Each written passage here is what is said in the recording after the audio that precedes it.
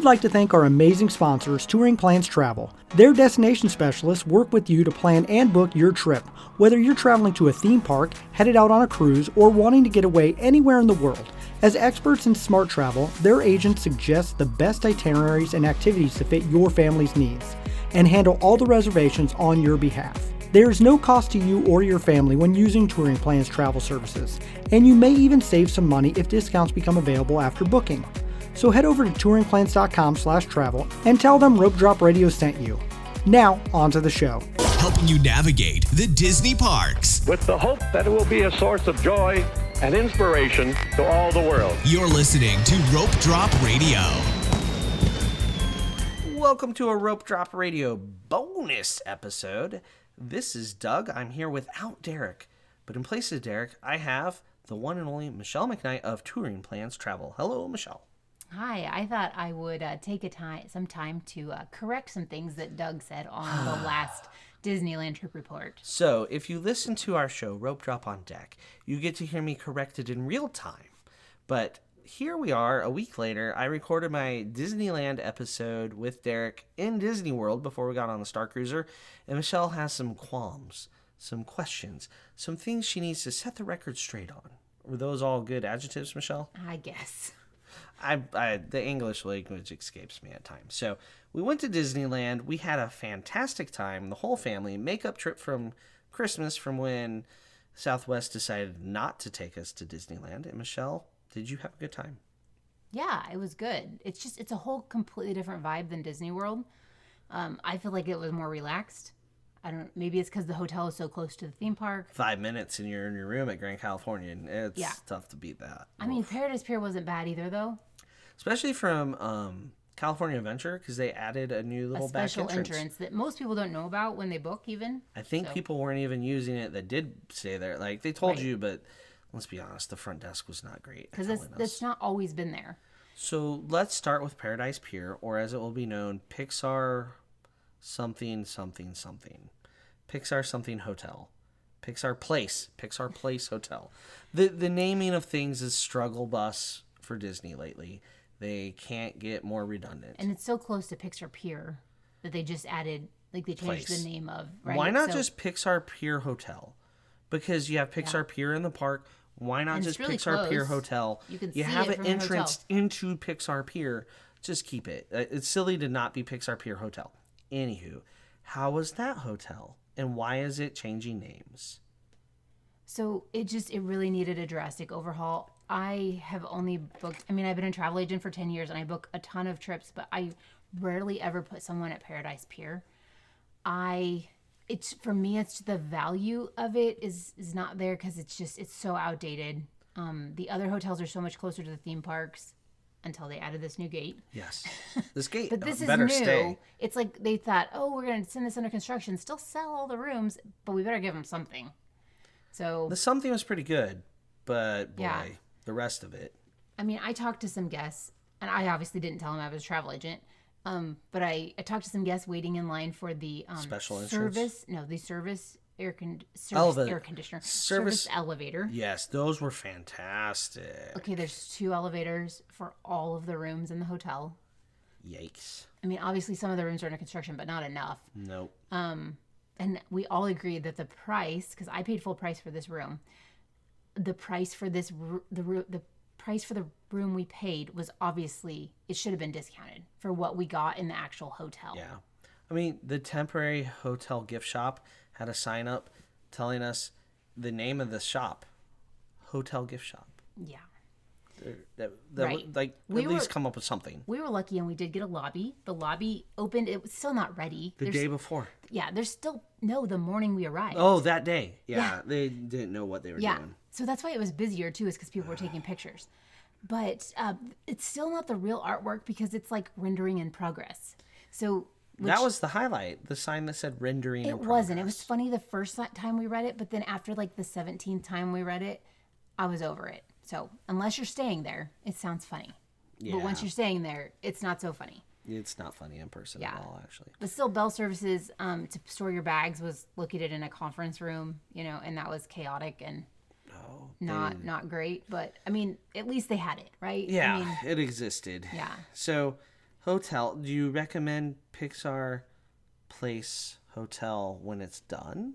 We'll see. We'll see. I mean, one of the huge things was the elevators and then the rooms. The rooms are just outdated. The bathrooms are outdated. There's like 2 plugs. Yeah, I don't know that they're going to fix that. We'll see. They will. They'll fix the plugs. We'll see. Some of the new rooms at Disney don't plug. have that much plugs. They fixed the plug situation at Contemporary when they made it Incredible. They fixed the plug situation at Poly when they made it Moana. True. They can do it. If they don't fix it, it was a decision. They can, but yeah, they may not. But anyway, the reason why we stayed at this hotel is because our Southwest was canceled our whole trip over Christmas. And Disneyland is not like Disney World, just in case anyone didn't know. They don't allow you to cancel your trip. It's a different place? They don't allow you to cancel your trip or move it, the day of the trip. So highly recommend insurance for Disneyland. I don't think this would have been a covered reason, though, because this was Southwest's fault, not necessarily ours. But anyway, honestly, we had paid for all of our Christmas presents. We had paid for this trip in full, and we really couldn't afford to pay for anything else. So, and they made me pay in full when I changed the dates. I cried on the phone for my own personal travel. Multiple times. And they did allow me to move the dates, but the tickets were non-refundable. So there was no way that I could get money back on it. And in order for me to move the dates, I had to pay in full.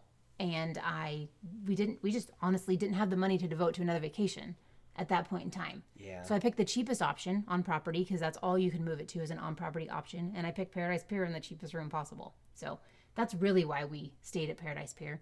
The tickets are non-refundable after Disneyland issues them because they're real tickets. Unlike Disney World, that it's literally they can cancel them. It's digital. Yeah. Until you use it, it's not a thing. Yeah. I don't understand. Disneyland's weird. They take your picture at the gate. They scan pieces of paper. Disney World takes it, but not you don't stop and take it. You're just on camera. They got all the... Well, let's talk about Disneyland's security screening compared to Disney World's. I did both within a 24 hours. It's like going back in time at Disneyland. Yeah. Oh my gosh, metal detectors and taking everything out of... could you just install what Disney World has and be done with it for Pete? Yeah. Sorry, I digress. That's okay. Yeah, that was frustrating, and it made for long lines. So. Then Grand Californian, we moved. It was nice. I liked it. Yeah, it was nice and so close to the park, and you didn't have to cross the street. You pay for it. Right. It was, no joke about that, yeah. but yeah, and we stayed club level, which was nice. I didn't feel like we got the service we paid for with club level. It seems like emailed them, folks. I did. I felt like if you're going to pay for club level, they should at least explain things for you. They're just kind of like, hey, there's the door. They did. They didn't tell us any hours. Nothing. So the club's in there, folks. Yeah, where I saw them doing that for other people. So yeah, I did feel a little gypped there. Did we just look that season of Traveler that we didn't need it? I think we felt odd. I think they thought we didn't belong. That was my thought. But... Yeah, these people aren't club level, folks. That's true. I never look like I belong in the club level. No. But you shouldn't have to. If you pay for it, no, you shouldn't have to. You shouldn't be judging. But the room was nice. Very nice. I mean, it's the same setup. 2 queens and a day bed as Paradise Pier. It's just not as dated. And bigger. They redid the rooms there a few years ago. So yes, they're working their way through. All right, let's talk about the parks. I said some not entirely correct things about lightning lanes. So Disneyland allows you to book Genie Plus with your tickets. Not lightning lanes, like Doug said on the previous show. So unlike Disney World where you have to pay for it, between midnight and, 7 a.m., Disneyland, what a novel idea, allows you to put it in your package. So you can, package it in, and we did that. We actually started out with a 2-day ticket because that's what our tickets that they issued us were for Christmas. But we actually needed a 3-day ticket because we extended the stay a day. So we upgraded in the park. But back to Genie Plus, the strange thing about Disneyland is that you can't actually select your first Disney Plus attraction until you're in the park and out into the gate.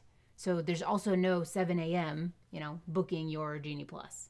So that was also nice. Yeah, a lot less for you to do in the morning because I was no help. Yeah. At all, at any point in any of it. But the good thing about Disneyland is that you didn't need really help because Genie Plus works. Genie Plus at Disney World or Disneyland works. Disney World sometimes can be just a crap show.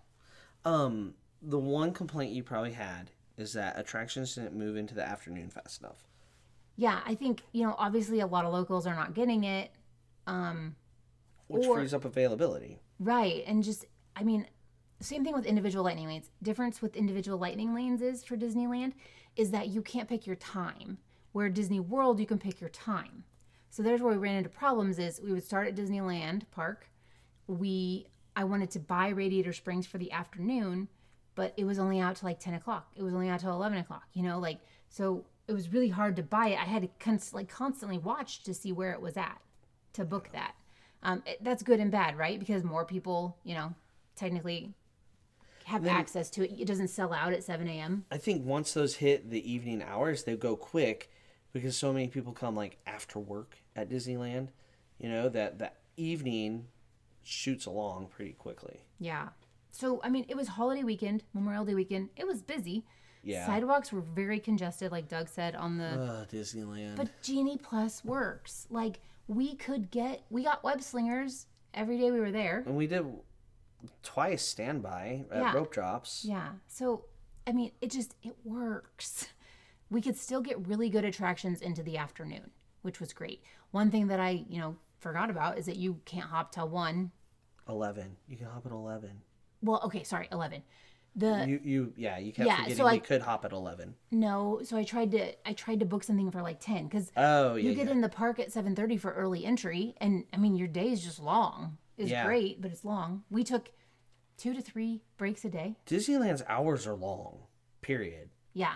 They open earlier and close late. I would have liked California Adventure to stay open a little later, like to alternate. That would have been nice. It was Disneyland Park that was always open every night.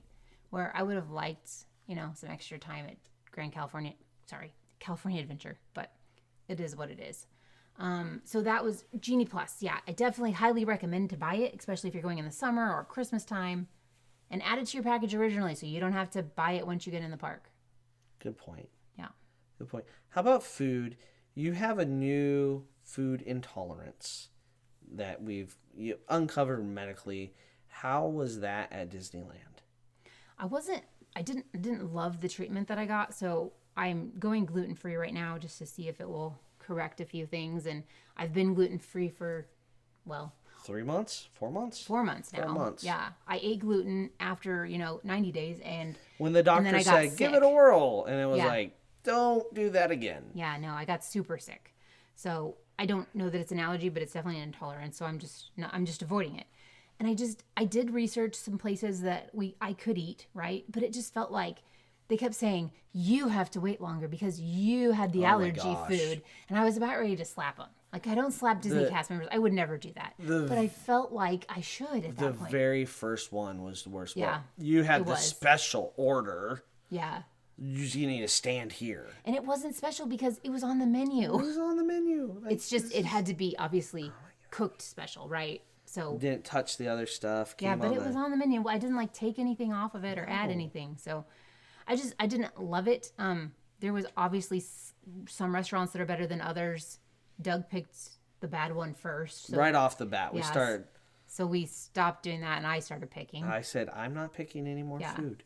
I kept giving you different suggestions and wherever you want to go, hon. Yeah, but I did find something on almost every menu. Like we went to Bengal Barbecue. I enjoyed the skewers and the rice. Doug thought it was overpriced. I like them. They just shouldn't cost more than Docking Bay 7. But for me, it was good. So I was willing to pay whatever. True. Yeah. You ate straight up what it was. Yeah. No changes or anything. Right. But it's just, there was not the same amount of food that you get for that amount of money at any other restaurant. Right. Like, whoever priced Bengal Barbecue is out of their mind.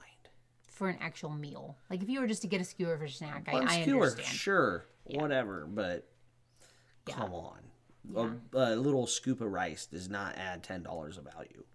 No. But Lamplight, we ate at Lamplight. That was the only sit-down restaurant we did, right? Yeah. I think, yeah. So, I had a salad there. Grilled chicken salad. That was easy. I mean, that's what I've been eating at home, so it wasn't too different. But I don't know. I'm excited or anxious maybe to try it at Disney World and Disney Cruise Line. I mean, I know lots of people who love Disney for, their work with allergies, and Doug and Sam have always been really good, but just hoping that it was just a Disneyland fluke, or maybe it was just that weekend. But I think it was Disneyland. But I'm doing lots of research for Disney Cruise Line, so I should be set for our fantasy here in a few weeks. Yeah. How about Disney World? Have you been researching that? I do that for clients, so I'm pretty aware. Yeah, right. And I have a good friend who's gluten-free, and she just loves Disney. So yeah, I think Disneyland as a vacation option is kind of on the uptick. I think some people are going to be picking Disneyland over Disney World in the next year or two, potentially. So it was a good experience. Got to see everything. What did you think of Avengers Campus? I mean, it was fine. I don't know. Web Slingers was fun. I beat everybody. Destroyed. Yeah. Don't be modest. Okay, destroyed. I didn't enjoy Spider-Man and watching them on the street, basically. Like it was just a sidewalk. It's right. not an area to watch a show. And then you really couldn't, the other stunt show, on the... It was just slow. And it's further away than you think, so you really can't see them very well. And they're slow and dragged. Some of their acting with the punching, it's not the greatest. Maybe it needs to be further away. Stage punching only works from a specific angle. Yeah. So unless you put people in seats, have your stage, stunts don't work from a different angle. You can see that the punch is pulled. So you shouldn't do a stunt show like that. That's from just my theater background of that annoys me. Yeah. But, otherwise, there's really not a whole lot in it. No. Avengers Campus is kind of, Yeah. Pim's Kitchen, I did not like my gluten-free sandwich. The bun was disgusting. Looked disturbing. You made me take a bite, didn't you? It was awful. I think the kids' pasta was the way to go. Obviously, that wasn't gluten-free, but... No, that would not have worked for you. Claire made us go back and get her kids' pasta because... The peanut butter and jelly thing might have been the worst thing I've ever tasted, except for, a wafer yesterday. But, At a wedding. I've had tastier cardboard. Anywho. But yeah, I think Disneyland is a good vacation choice if you have limited amount of time, because you can do it in 2 to 3 days. You don't have to have a 5-day ticket, or even a 4-day ticket really to get most of the parks done. Unlike Disney World, where there's 4 parks, I feel the big difference is Disneyland is attraction, maybe a show. Where Disney World is attraction, show, attraction, show, attraction, dinner, show, dinner. There's a lot more shows. Where at Disneyland, there's just not that many shows compared to all 4 parks at Disney World. Now, there will be Rogers the Musical opening at the end of June, which is almost a reason to go back. I know. I was bummed that we're going to miss that, because the show in the Hyperion Theater was really good. We saw Aladdin on our last trip there. We missed the Frozen run, but the Aladdin one is very similar to what you see on the Disney Fantasy and the Disney Wish. It's just kind of a pared down version.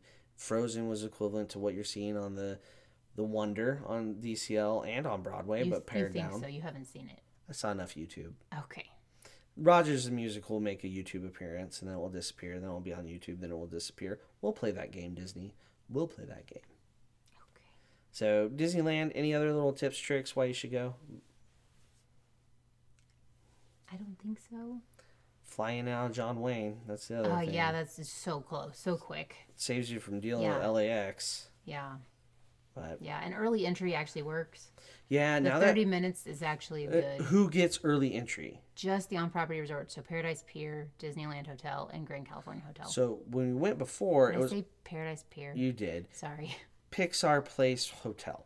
Anyway, when you went before, all the good neighbors got that early entry. Yes. And so it was basically everybody had the early entry except true locals. Right. Which is still an advantage, but you would get to one attraction and then there was lines everywhere.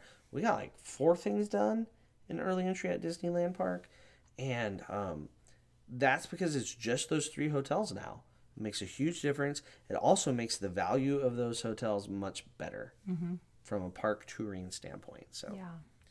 There you go. I think this has been helpful. You corrected all my I tried. I probably mistakes. missed some, but I had a few. I was like, Doug, I've got to correct some things. So here she is correcting. Well, I want to appreciate everybody that has listened to this bonus episode of Rope Drop Radio. And you can find more of Michelle at Rope Drop Queen. And, of course, more of Rope Drop Radio at Rope Drop Radio. And then leave us a 5-star review. That would be awesome. We read those on air every week. So, Michelle, any parting words? No, I think I've said them all. All right. Well, for Doug and Michelle, this has been another Rope Drop Radio.